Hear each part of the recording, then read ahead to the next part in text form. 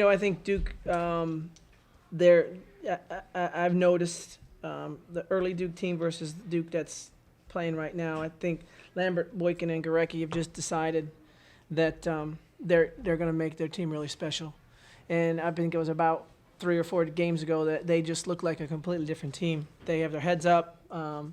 They have a lot of faith in each other. They're sharing the ball really well, and their length. But it was the poise. I think their guards did a great job in big moments of just staying very, very poised, either hitting a big shot, or getting to the free throw line. But we tried to rattle them. I thought the second quarter actually, we lost a 10-point swing at the end of the second with just 2 layups right at the rim, and then they come and hit a 3, and then they hit the buzzer 3. So that was, to me, I'm talking about a 10-point swing going, oh, my God, that's a lot of points in this game.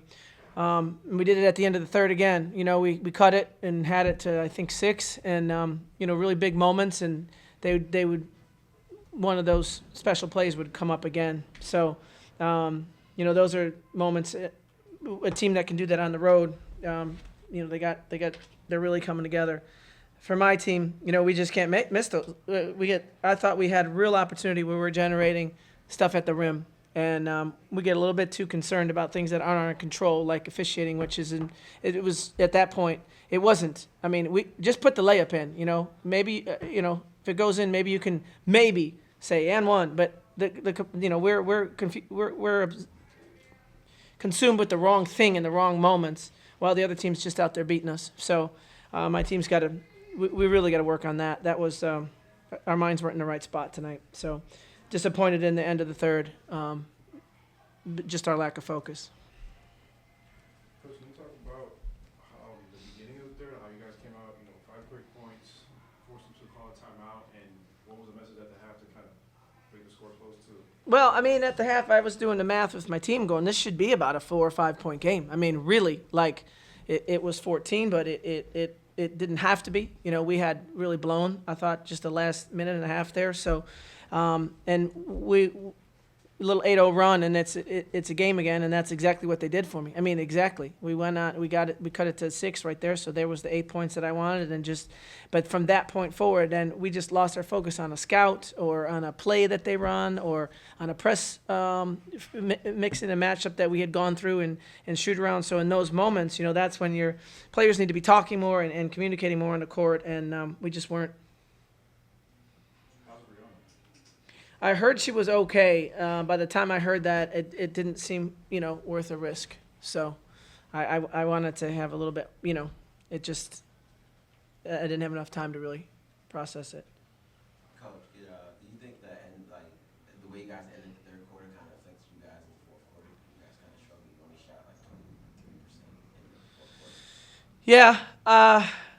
There are times, and you'll see. I mean, I'll react to a shot that I like, and I'll clap. I mean, if it's a Miami shot, I'm going to live or die by that. I don't have any problem with it. If it's an executed shot, something we prepped, one of our players that is traditionally a scorer for us taking it. We had a series of those, I think. Even to start the fourth, I thought, okay, we can recover. But then we just, it's our decisions with the ball, and when you can see when we lose our focus, and it's getting old. We got to change it, and we spent a lot this entire week on the fundamentals of the game and really trying to connect as a team. And so I thought when that showed up, we looked pretty good, and when that didn't show up, we didn't look like we were good enough to beat them tonight. Can you talk about what it means to hold this annual pink game every year and just raise awareness for breast cancer?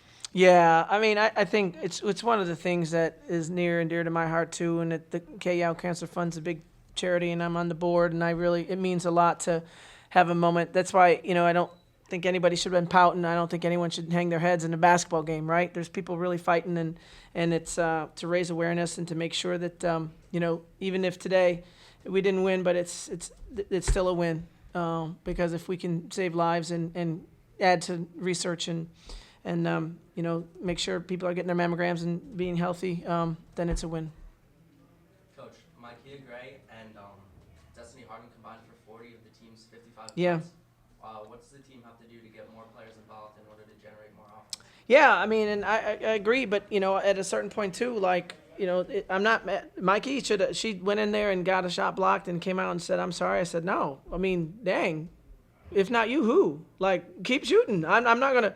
It's the 0 for 5s and the 1 for 5s and the 1 for 4s out of people that are traditionally scorers for us that we're hurting with right now. I think Mikey's playing well. Destiny had hit that three to start just like she did against Georgia Tech to start the half on a play that she's prepared for, and she hit it, and it could have been the same scenario. But then we had not Destiny or not Mikey, but other people with real opportunities to hit important shots for us that need to come through, and we need to get in the gym and work harder. Coach, how did you feel about going against your alma mater, being a Yeah, national champ, right? I've been at Miami 3 times longer as I've been at Duke, so I don't really feel much about Duke. I mean, I appreciate the university. I had a great experience there, but I don't. It's just there. It's a wonderful place, but so is Miami. Mykea, you've been playing well. You think is there anything you think you can do to try to get some other players to kind of play well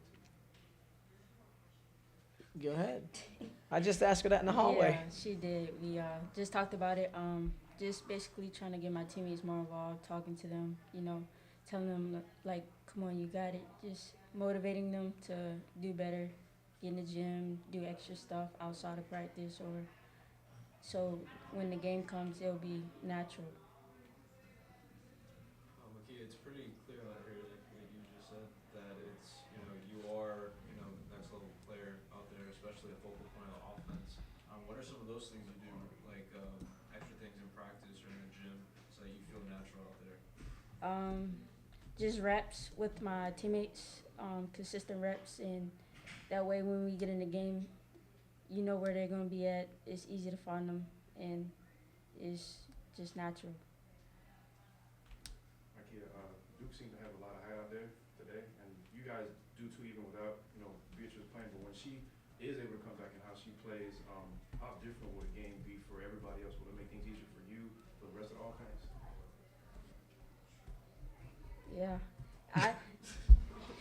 Yeah, with having Beatrice back, it would make a lot easier on us because Beatrice is Beatrice, an amazing player. They will be trying to focus on the inside game as well as the outside game. So I can't wait for her to come back, hopefully soon. Yeah. Coach, could you kind of answer the same question? How you think the game might have been a little different with Beatrice out? Well, I won't answer that one because, that's just kind of like crying in your soup, right? She wasn't there. My job is to prepare my team for it. I think we really still thought we would get points in the paint against Duke with the physicality of Bree and Sid. And we really were expecting that with Jameer. And, I think they'll learn their timing a little bit more. But, it's obviously an elephant in the room. The vision, just having an escape, just having somebody to look up and be able to see. Mikey's in there in the forest there trying to scoot through the trees, trying to generate offense, and she's doing a great job. She's been carrying a heavy load.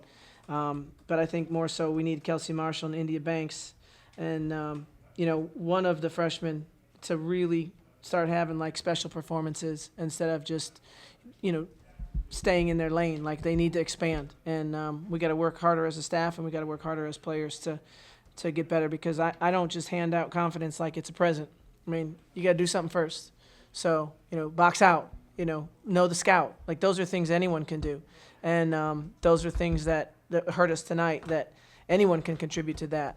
So I'll forgive a turnover if on the other end you're talking on defense and getting us through schemes and boxing out and guarding the player scout and player tendencies, which is what we're spending most of our time on now, is trying to keep things simple. But the little things, we got to do the little things better. And when you start doing little things better, it's amazing how your shot starts falling. It's not about offense. It's about defense and being a better teammate. Coach, your thoughts on the celebration of women in athletics and celebrating that today? Yeah. That's going to be a great event. This is the first time we've done it after a game, so I'll have more thoughts, I'm sure, after. But I think one of the things that's special about Miami is the strong female leadership and how successful these female student athletes have been on and off the court. So I'll get myself together and we'll be celebrating in a little bit.